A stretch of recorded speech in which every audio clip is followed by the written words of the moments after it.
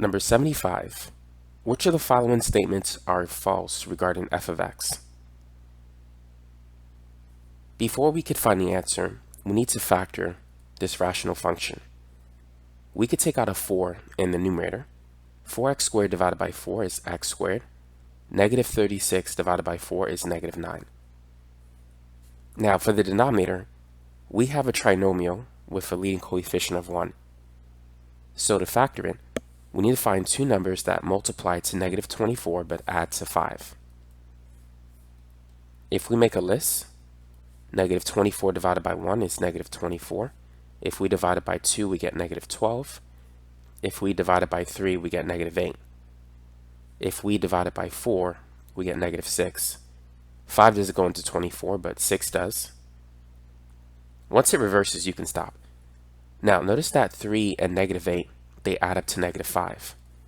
So if we reverse the signs, if we use negative 3 and positive 8, it will add up to positive 5, but still multiply to negative 24.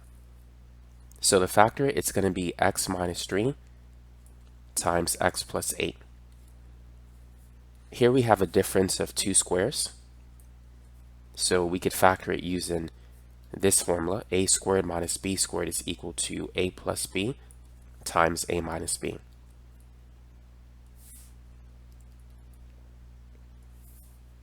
The square root of x squared is x.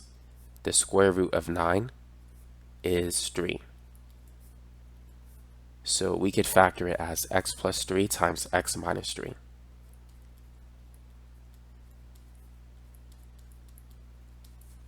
So now that we have the rational function in factored form, we can look at our answer choices. So looking at answer choice A, f of x has a whole at x equals 3. Is that statement true or false? That is a true statement. Notice that the x minus 3 factor cancels. X minus 3 cannot equal 0. If you add 3 to both sides, that means that x cannot equal 3. Because we have a whole, a removable discontinuity at that point. So this is a true statement. Now what about answer choice B? F of x has a vertical asymptote at x equals negative 8. That is true. If you look at the other factor in the denominator, the one that can't be canceled, that's going to be a vertical asymptote. X plus 8 cannot equal 0, and so x cannot equal negative 8. If you try to plug in negative 8, the function will not be defined. So that is the location of the vertical asymptote. It's at x equals negative 8. So B is a true statement. We're looking for the statement that's false. Now what about C? Does f of x have a horizontal asymptote at y equals 4? To determine the location of the horizontal asymptote, you could take the limit as x approaches infinity. If you get a constant like 7, negative 3, or even 0, the function has a horizontal asymptote. If f of x goes to infinity when x goes to infinity, it does not have a horizontal asymptote. So what is the limit as x approaches infinity for f of x? For this rational function, when x becomes very large, negative 36, 5x, and negative 24 will be insignificant. So it's going to be 4x squared over 1x squared, which simplifies to 4.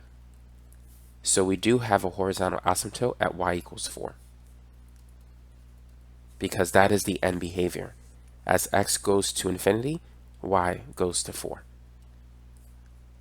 So that's a true statement. Now looking at answer choice D, the limit as x approaches 3, does that equal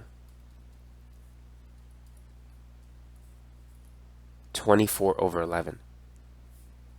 As x approaches 3 for this function, we could cancel the x minus 3 terms. So we're left with 4 times x plus 3 over x plus 8. So using direct substitution, we have this. 3 plus 3 is 6.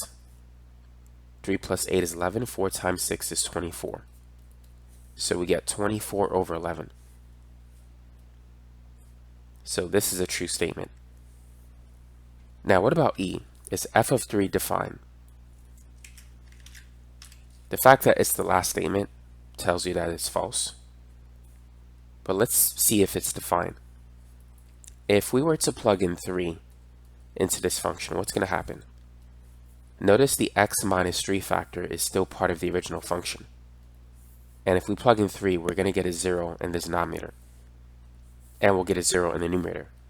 But the fact that we have a 0 in the denominator, it will make this function undefined at x equals 3. So if it's undefined at x equals 3, it is not defined. That's one way you could look at it. If you were to graph it, I'm not going to graph the whole function, but at x equals 3, we will have a hole. Let's say the graph looks something like this at x equals 3. For this function, it is not defined at 3 because you don't know what the y value is at 3. Now, let's say if we had another function, g of x.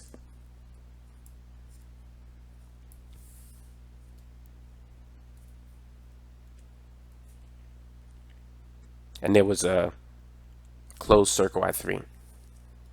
In this case, g of 3 would be defined because when x is 3, there is a specific y value.